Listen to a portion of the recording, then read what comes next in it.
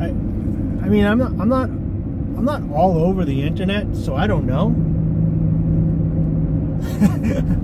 But I haven't seen anybody make these arguments, so maybe I need to. Maybe you guys could put some people for me to watch and listen to if I ever post this down in the comments. But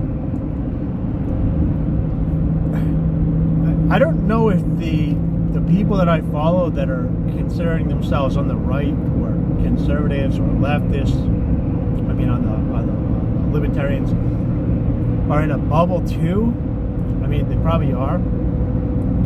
Or in a mental bubble where it's extremely biased. I don't know.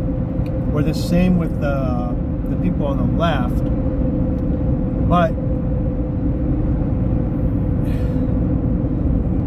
the January 6th. Alright, so I want it. How do I set this up so that I'm not poisoning the well and I'm opening your mind so you can understand this if you're listening to this? If you're on the left, and you hear this, or left-leaning, or you like government, you want a government, I want you to just stop for a second and realize that there's a whole world of individuals that interact with one another, especially if you're rurally or even in smaller states, in smaller areas, smaller countries in the world, or tribal, that interact with one another on a daily basis and don't have a governing body. And if you're on the right or conservative or want small government, if you could just stop and realize that there's a whole group of people that feel as if the world is a really dangerous place. It's chaotic. They can't make any sense of it, and they want to carve out a structured piece of it, because if they look at the whole thing, it's overwhelming and it gives them anxiety and stress, and they want people that they feel that they can trust, that are more intelligent than them, to make rules to protect them and keep them safe. Where I stand doesn't matter. My opinion doesn't matter. This is a philosophical thing that I want to talk about, which is January 6th is an interact. I want to try to explain to the right why January 6th was an insurrection and why it's dangerous, similar to 9/11.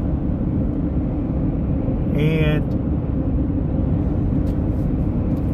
the reason I want to explain this, and take a deep breath if that just triggered you. The reason I want to explain this is because if you cannot be empathetic towards other individuals, including your opposition, a couple things. One, you're missing what they're up to. And two, you're not living in the reality of the system. You are living in the ideology of principles of what could be a different society that you've created in your mind. And let me kind of break that down and explain that for a second. So, the left loves the government. They believe that the government is society. Not all of them, but most of them believe that, like, society is the government, is this, and that It's the order and structure.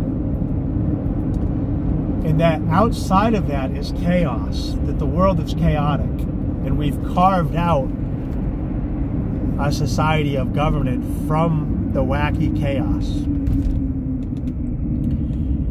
I know this gets a little bit difficult for Christians and conservatives to understand, because if you're science-minded and you can kind of piece together not only the scientific structure of the universe and the scientific structure, and you can see the moral structure that extrapolates from the understanding of that science, then it feels weird to you because you see the world very structured.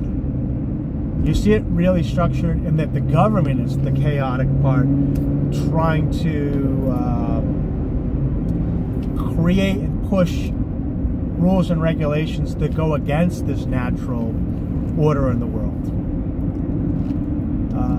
Just an example is people that are more left-leaning tend to see the Constitution as a set of rules carved out from the chaos for us to follow, whereas people that are more right-leaning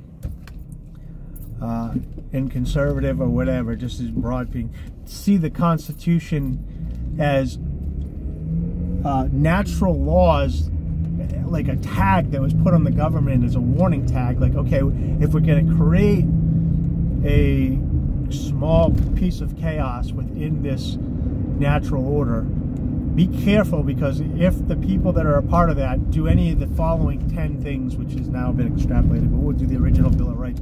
If they do any of these original 10 things, then they're taking away from the natural order of things. Whereas people on the left are like, well, here's a list of things you can't do within this piece, within this this piece that we've carved out of chaos. So if you could be a little empathetic and look at the world from their view for a second, when individuals go to Washington, D.C., to the Capitol, and they go into the doors with the intention of that Capitol, like being like showing that, like, we own this and we could tear this down. We're the people. The people on the left see them saying, let's tear down society, let's tear down structure, and let's have our chaos. Let's have our chaos. And I'm not going to go too deep into this. I'll do another video on this, but like, there's a natural consequence to things that go on in the world, and when those natural consequences happen, they happen differently to men, women, or I should say males and females, and that can look like oppression. And if you are on one side and you don't like what the natural order does, and you feel like there's a social engineering that can change it, then anybody that doesn't allow that social engineering to change it to make it more equal is holding up the patriarchy, which is kind of like the natural order of things. But I don't want to get sidetracked. So now, if you just look at it from that framework where society is the government and government is the society, and not that society is society and that the government is an entity within society, but government is the society. It is the voice of the people. It is the structure of the people. Then anybody that goes in there that's trying to destroy that is a terrorist in their mind. You're trying to tear down society.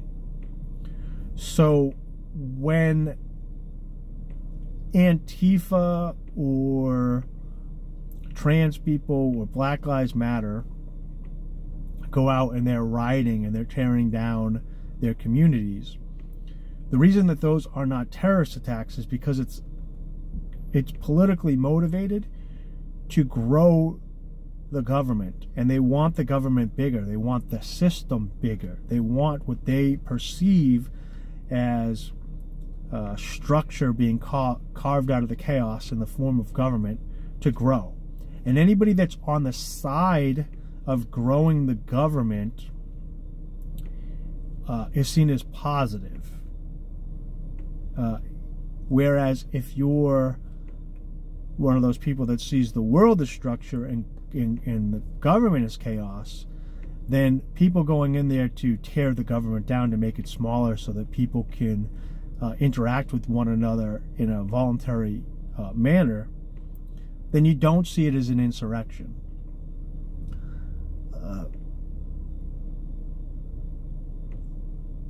And it is kind of like when people post those memes, you know, and it's like a picture of not even the whole galaxy of the universe, it's just the Milky Way, and there's like an arrow pointing to the Earth, and it's like, you're here fighting with other monkeys on a rock over how much percentage of your wages have to go to them to build roads or whatever.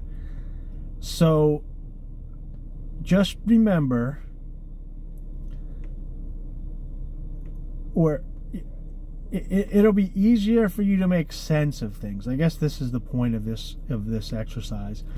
It's easier for you to make sense of what's going on with the world if you understand from Nancy Pelosi's position, from the position of an individual who thinks, or at least is in their best interest to tell people that they think that the world is chaotic and that the government is the structure within the chaos,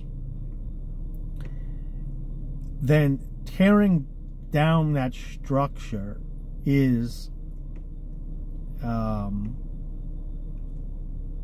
insurrection.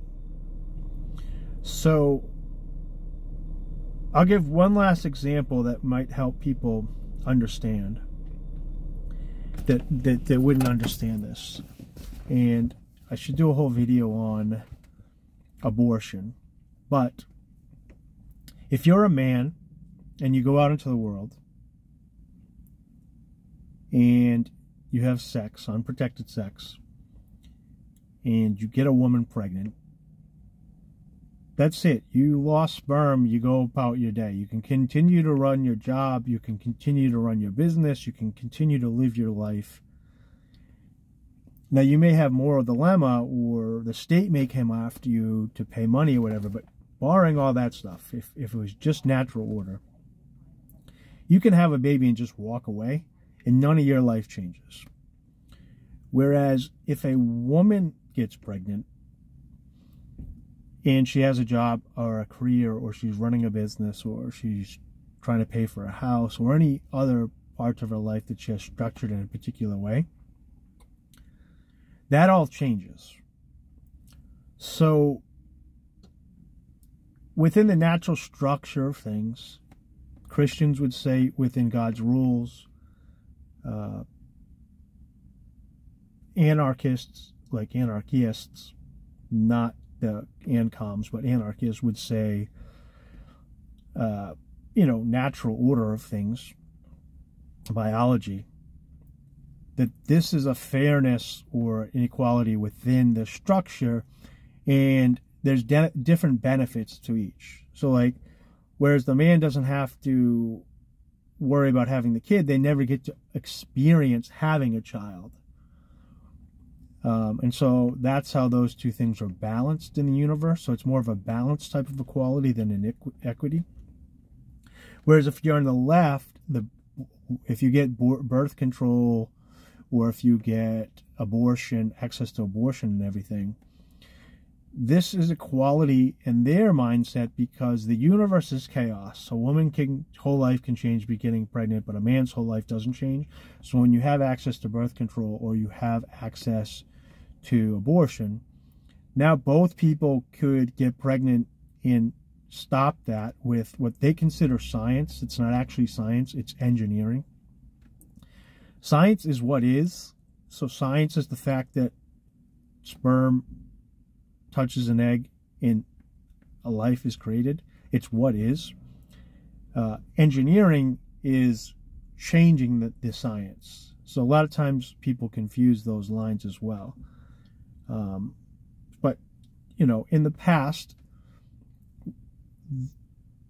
when a woman got pregnant, there wasn't ways to either stop it, or there wasn't ways to end it if it happened. And now there is those ways, and they see that as a way to equal the playing field for both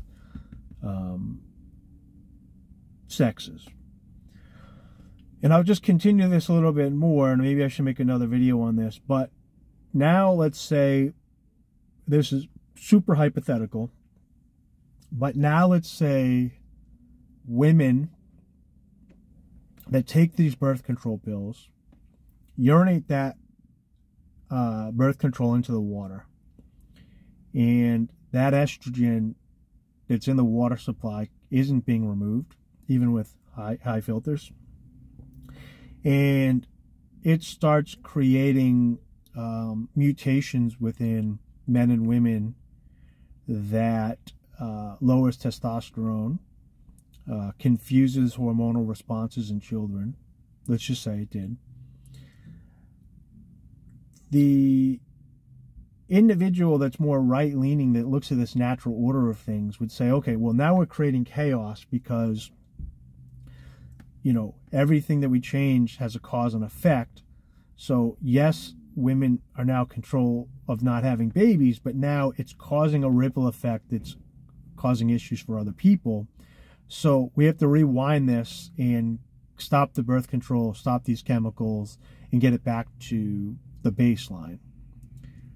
And the reason it's called progress or progressiveness, or they say, you know, a lot of their slogans are like forward, is no, we've solved this problem. The cause and effect, here's the effect, there's these kids happen, so now we have to deal with this. So I'm not saying this is the cause, but if birth control was causing an issue mentally with children in the water supply that was creating the current transgender stuff, then it's like, okay, well, this is the next step of our evolution because we're in charge of our evolution. It's almost like an argument for ultimate free will on the left, even though a lot of them say they're determinists, like Sam Harris. It's almost an argument for free will, saying like we with puberty, we're in charge of puberty now. We're in charge of gender now. We're in all. We don't have to leave that to the natural order of things. So it's a social engineering thing. But I think I'll end it there because I'm at my destination. I just make these little videos on my drive as I'm working. I'll make some longer ones. I don't know. I don't know if people would like this. I don't know if somebody's already explaining stuff like this. I don't know if somebody's already having these conversations. And if they are, then, I mean, I don't think that you need another person really doing it. But if these are helpful, if you've never heard people or somebody make these type of arguments, and to help people understand, I'd like to be the one that does that. Because it's not even that I'd like to. I don't have a choice, really. I have a daemon that whispers in my ear, basically, to make these videos and to talk philosophy. And I make this not to pick on the left or pick on the right.